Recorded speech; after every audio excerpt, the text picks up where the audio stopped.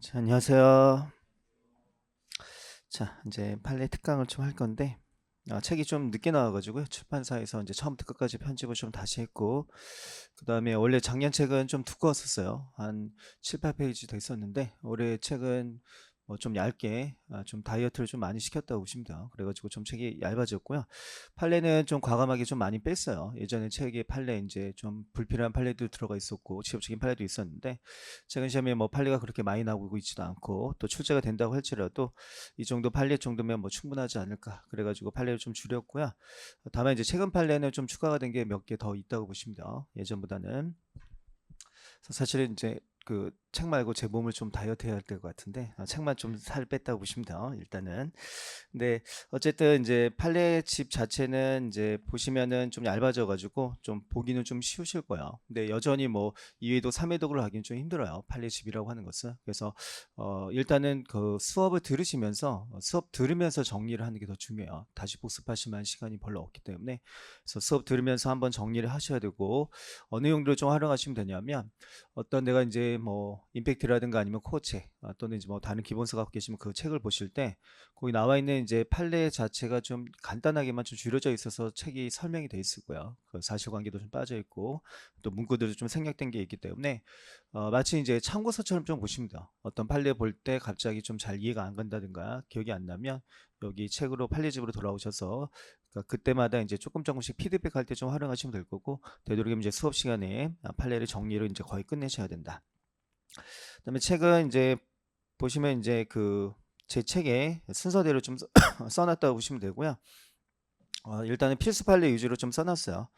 그래서 구성 자체가 이제 사실관계. 일단은 이제 저희가 이제 그 판례 집을 좀 보고 있는 이유는, 임팩트나 뭐 코어책 같은 경우에 이제 사실관계가 설명이 안 돼 있어요. 그러다 보니까 이게 이제 모의고사 같은 거 봐보면 이게 내가 아는 판례인지를 잘 구분을 못할 때가 있어요. 이게 내가 배운 판례인지 배우지 않은 판례인지 잘 구분하지 못할 때가 있어서 사실관계를 좀 확인하는 게 제일 중요해요. 그래서 사실관계를 좀 써놨고, 도대체 이제 어디가 좀 쟁점이 되고 있느냐, 그 쟁점에 대해서 좀 명확하게 좀 써놨고요. 다음 판결의 이제 요지에 대해서 일단 미추신 부분이 있고 안 친 부분이 있기 때문에 실제로 제 생각에는 다 읽어보실 필요는 없을 것 같아요. 수업 목적화에는 그냥 미추신 부분만 쭉 한번 읽어보시면 충분하다. 그리고 이제 거의 대부분 판례들이 뭐 안 그런 것도 있긴 한데, 판례 요약이라고 해서 다시 요약을 좀 해놨어요. 그러니까 암기하실 때는 그 요약된 부분을 암기를 갖고 들어가십니다. 그래서 그런 식으로 이제 좀 책이 구성이 돼 있으니까 그거에 맞춰가지고 좀 정리를 해 나가시면 된다. 자, 일단 이제 첫 번째 판례. 자, 공시통달과 관련된 판례가 있는데, 요 판례는 뭐 중요한 판례요. 그래서 일단 제가 그 예전에 수업할 때도 마찬가지였지만 그 제목에다 좀 표시를 할게요. 그래서 주요 판례였다. 근데 사실은 다 거의 빨간색일 거야. 책이 실어놓은 판례가 워낙 다 중요한 판례들이 실어놔서, 어쨌든 제일 중요한 판례는 좀 빨간 색깔로, 그다음 중요성이 있으면 이제 노란 색깔. 근데 사실은 이제 좀 불필요한 판례도 몇 개가 좀 실려 있어요. 그런 거는 그냥 연두 색깔로 좀 칠해서 설명을 좀 드릴 거야. 그리고 그냥 본문에는 그냥 다 노란 색깔로 좀 칠할 예정이에요.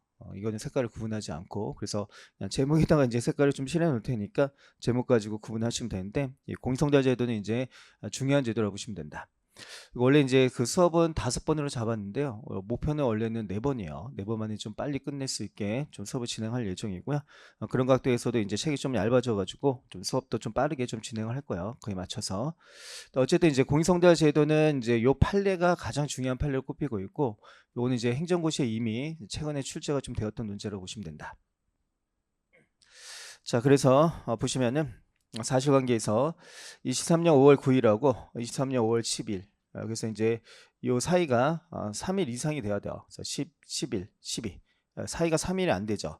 왜 안 되냐면 요 사건이 나올 때는 이 사이가 3일이 돼야 된다, 그런 표현이 없었다고 보십니다. 그래서 지금은 이제 요 사이가 3일이 돼야 되기 때문에 요거는 지금 규정에 의하면 맞지는 않다고 보십니다. 그래서 원래는 이제 9일하고 이렇게 이제 9일, 자, 그 다음에 이제 12일. 자, 요 사이가 지금 이제 10일, 그 다음에 11일. 이틀밖에 안 돼요. 요 사이가 3일 이상이 돼야 되는데, 요 판례가 나올 때만 해도 3일 이상이, 이 사이가 3일 이상이 돼야 된다. 그런 규정이 없었기 때문에, 그래서 그냥 이건 옛날 그 사건이어서 요 사이가 이제 3일 이상이 되지는 않는다고 보시면 된다. 그래서 원래 시험이 나올 때 이게 15일로 아마 바뀌어서 나오게 될 거예요. 제 기억에만 행시가 여기 15일로 아마 바꿔서 출제했던 걸로 기억을 해요. 어쨌든 그거는 이제 그 중요한 사항은 아니다. 옛날 조문이어서 옛날 조문 가지고 이제 다른 사건이어서 그렇게 보시면 돼요. 그래서 13년 5월 9일부터 이제 13년 5월 10일에 두 차례에 걸쳐서 갑의 주소지인 서울시 주택을 방문했으나 갑이 부재로 확인되어서 일단은 이제 부재시니까 고지서를 이제 보내지 못해 교부할 수 없게 되자 공시송달이라는 것을 하게 되었다. 자, 그런데 갑이라는 자가 송달 장소가 하나 더 있었다는 얘기야. 사업장이 있었고 그 사업장에서 부가세를 납부하고 있었고 그 다음에 독촉장이라고 하는 것은 어떻게 했냐면 갑의 사업장으로 발송도 하게 되었다. 그래서 필기노트도 받으셨나요? 필기노트 보시면은 나중에 가셔서 이제 사실관계를 다시 읽어보기 좀 힘들 거예요. 나중에 가선 그렇기 때문에 그냥 필기노트 가지고 이해하셔도 돼요. 이 갑의 주소지가 있었는데 이렇게 이후에 교부 송달을 하고자 했으나 수취인 부재로 확인되어서 바로 어떻게 했냐면 공익송달을 하게 되었다. 그러나 독촉장은 어디로 보냈냐면 갑의 사업장으로 보냈다는 얘기야. 근데 이 사건의 쟁점은 뭐냐면 자, 갑이란 자가 주소지와 사업장이 있었죠. 그러니까 송달 받아야 할 장소가 둘 이상이 존재함에도 불구하고 어느 한 장소만 이외 교부 성대를 시도하고자 했으나 수취인 부재로 확인되어서 교부 성대를 하지 못하자 바로 공익성대를 이루어졌다면 이때도 공시속달의 요건을 갖춘 것으로 볼 수 있느냐. 이 판례는 정말 중요한 판례인데 대법원 판례는 자, 이렇게 송달 장소가 이제 두 군데 이상이었다. 그래서 납세자가 송달 장소가 여러 곳이어서 각각 장소에 송달을 시도할 수 있었는데도 세무검이 그 중에서 일부 장소에만 밤낮 수신 부재 중인 것으로 확인된 경우였다면 자, 이거는 공익성달 요건을 갖춘 것으로 볼 수 없다는 게 대법원 판례에서 들어보십니다. 그래서 선량한 관리자 중에서 재반 의무를 다 이행했음에도 불구하고 도저히 납부기 한에 송달이 불가능했을 때 그때 공익성달을 할 수 있는 것이 되기 때문에 사업장에 대한 송달 시도를 하지 않았다는 얘기야. 송달 시도를 하지 않고 공익송달을 했다면 그 공익송달은 적법한 송달로 인정해 줄 수 없다. 그래서 저희가 수업 시간에 배우셨지만 엄격해서의 원칙을 따라가게 돼 있어요. 이 공익송달이라고 하는 것은 납세자에게 예측하지 못한 손실을 일으킬 가능성이 있기 때문에 그것은 조문보다도 엄격해서의 원칙. 다시 얘기하면 제한적 적용의 필요성이 있다. 그게 대법원 판례의 태도라고 보시면 된다.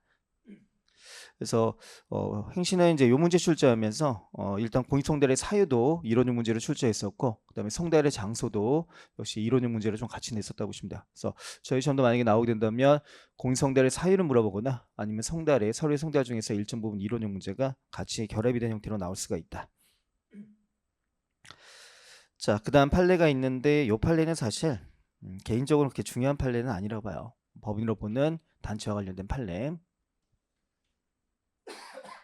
그리고 이제 대법원에 가긴 했지만 실제로 대법원이 이제 심리를 한 사건은 아니에요. 그냥 고등법원 견해를 그대로 받아들이고 심리 불속행 사건이라고 해가지고 따로 심리하지 않고 그냥 고등법원 견해를 그대로 인정한 사건이라고 보시면 된다.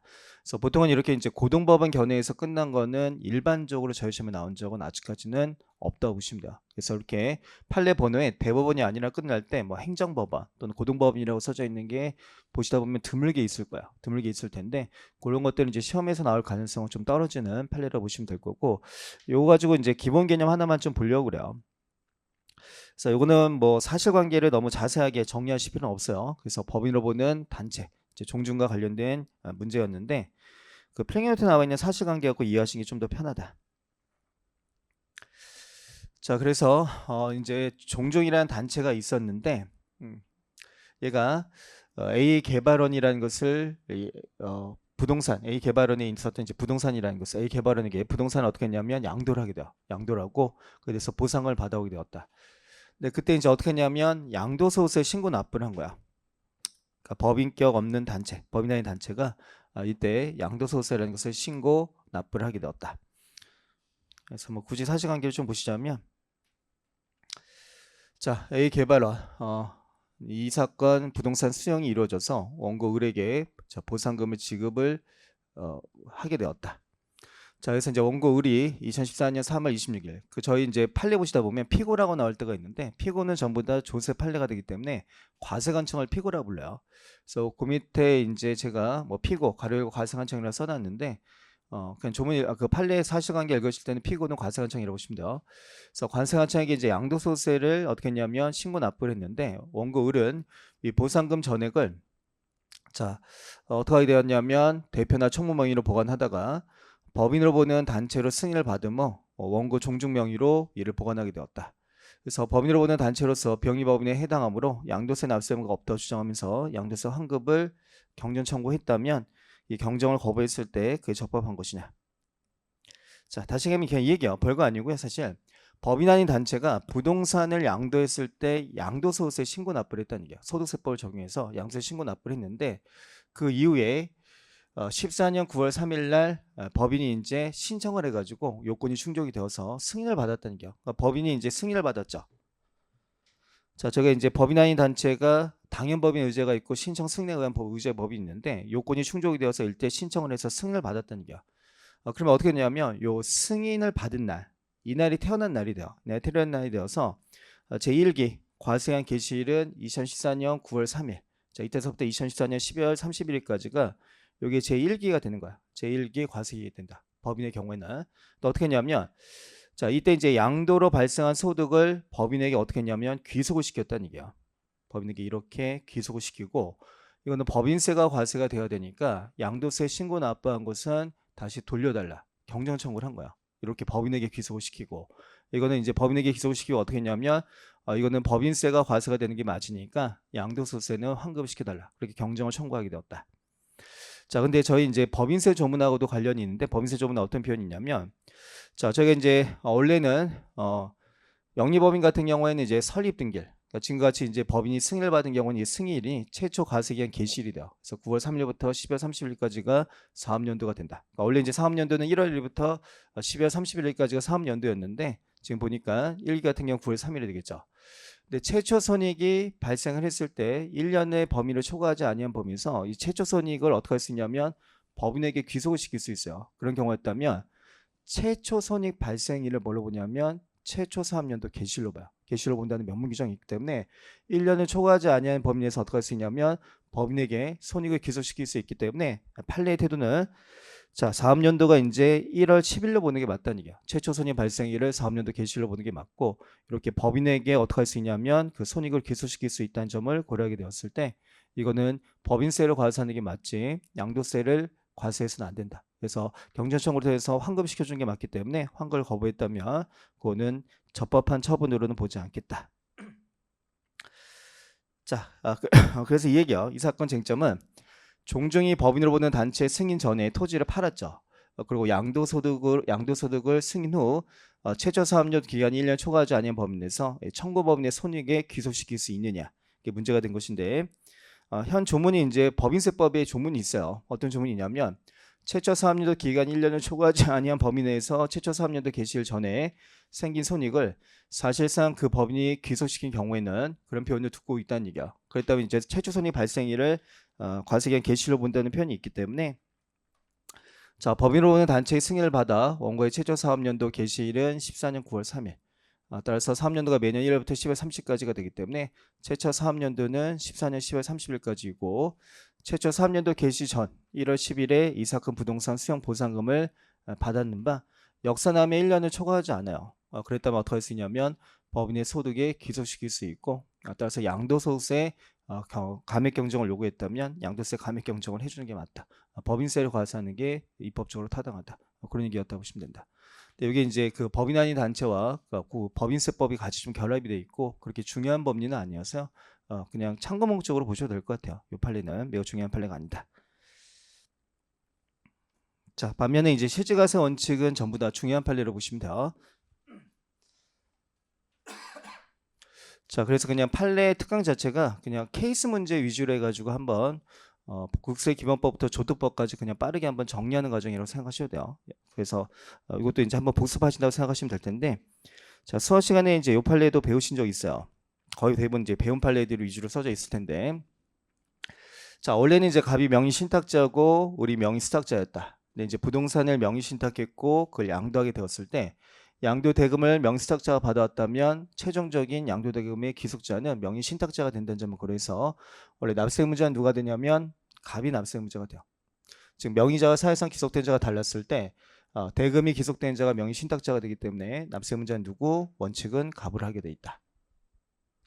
자, 그런데 예외적으로 갑의 유임이나 승낙이 없었고 환원이 안 됐다면 그때는 양도 대금이 갑에게 기속이 안 되죠. 을에게만 귀속이 되기 때문에 을이 사실상 귀속된 자가 되는 거야. 그래서 을은 납세무자로 보게 돼 있다. 근데 이제 14년 판례가 사실은 이제 판례를 모르면 요 사건은 출제가 되었을 때 답을 맞추기가 대단히 힘들어요. 이 판례가 나왔을 때 모의고사를 좀 봐봤었는데 예전에는, 요즘 모의고사 잘 다루지 않는데 예전에 모의고사를 봤었는데 대부분 다 틀렸다고 보시면 돼요. 일반적으로는. 그래서 보시면 이제 갑이 있고 을이 있었을 때 토지에 대해서 명의신탁 이르렀어요. 자, 갑이 토지를 상속받았는데 이 친척들하고 분쟁의 소지가 좀 있어가지고 자신의 친언니한테 어떻게 했냐면 토지를 명의신탁했다. 근데 이 친언니가 어떻게 했냐면 이 토지를 몰래 팔아요. 몰래 팔고 대금을 이제 가지게 되었다는 얘기야. 그러니까 일종의 이제 횡령이 일어난 것이다. 그래서 갑의 위임이나 승낙이 없이 어떻게 했냐면 몰래 팔게 되었다. 그런데 이제 갑이라는 자가 몇 년 지나고 나서 그 사실을 알게 된 거야. 토지를 팔았다는 사실을. 그래가지고 을을 상대로 해서 이제 소송을 제기해요. 뭐 부당이득 반환의 소 같은 것을 제기해가지고 결국 어떻게 했냐면 요 갑을 대신해서 을이 지출한 비용을 제외한 나머지 금액이라는 것을 전부 다 돌려주게 되었다는 얘기야. 어쨌든 소송 결과 양도대금을 갑이 돌려받게 되었을 때 이때 양도세 납세무자를 을로 봐야 되냐 갑으로 봐야 되냐.